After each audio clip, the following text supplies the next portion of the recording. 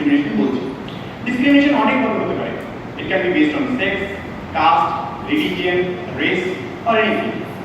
For example, যদি caste based ডিসক্রিমিনেশনের কথা বলি তো বলতে হয় 2021-এর ডেটা অনুসারে আমাদের দেশে প্রায় 50,900 এমন কেস দায়ের করা হয়েছে যেখানে এসসি কমিউনিটির কোনো না কোনো সদস্যের সঙ্গে ভায়োলেন্স করা হয়েছে, অর্থাৎ তারা ভায়োলেন্সের শিকার হয়েছে।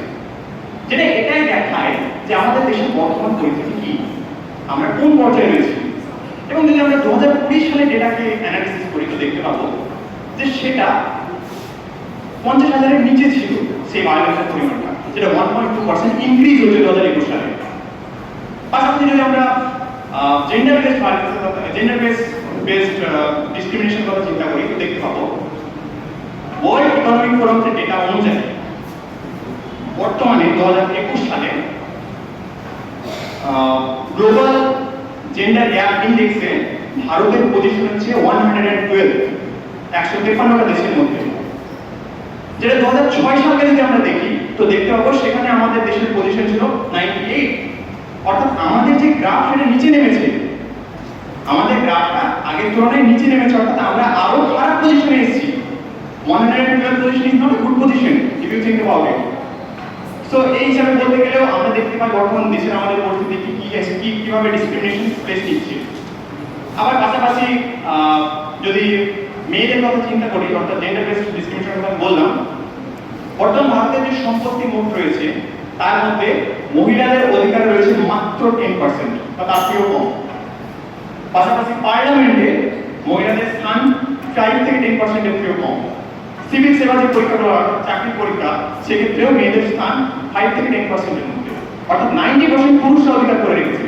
এটা জেন্ডার বেসড ডিসক্রিমিনেশনের একটা অনেক বড় পিকচার আমাদের সামনে তুলে ধরে। তো এটাকে কনফার্ম করতে গিয়ে আমি বলতে চাইবো যে আর্টিকেল 15 যেটা আমাদের কনস্টিটিউশনের মধ্যে দেওয়া আছে, যেটা আর কি আমাদের ডক্টর বি আর আম্বেদকর রচনা করেছেন, সেখানে বলা আছে যে no state should ever discriminate its citizen based on caste, religion, sex, place of birth or anything.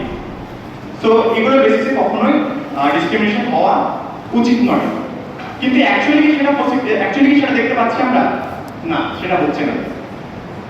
তো সর্বশেষে আমি বলতে যাবো যে আমাদের স্বাধীনতা সংগ্রামীরা, অর্থাৎ Netaji Subhash Chandra Basu, Mahatma Gandhiji, doctor B R Ambedkar যে স্বপ্ন দেখেছিলেন এমন একটা দেশ তৈরি করার যেখানে সমাজ হবে সবার জন্য সমান, প্রতিটা জেন্ডার, সেক্স বা কাস্ট এর বেসিসে কোনো বিভাজন থাকবে না, সেরকম একটা সমাজের স্বপ্ন তারা দেখেছিলেন। আমরা সেরকম সমাজ ভবিষ্যতে তৈরি করার চেষ্টা করব এবং সেই সমাজ তৈরি করার জন্য এডুকেশন এবং এমপাওয়ারমেন্টের উপর ভীষণভাবে জোর দেওয়ার চেষ্টা করব আমাদের স্টুডেন্টদের মধ্যে, এবং তাদের মধ্যে একটা ভ্যালু সিস্টেম অ্যাড করার চেষ্টা করবো যে ভ্যালু সিস্টেম এটা না শেখায় যে আমরা কোনো মানুষকে ছোট হিসেবে দেখি, মানুষকে আমরা মানুষ হিসেবে দেখি এবং নিজের দেশটাকে একটা সুন্দর সমাজ হিসেবে তৈরি করি এবং সবাই যেন সমান অধিকার তাতে পায়, এরকম একটা বিশ্বাস এবং আশা রেখে ভবিষ্যতের জন্য আমি আমার বক্তব্য এখানে শেষ করছি। Thank you.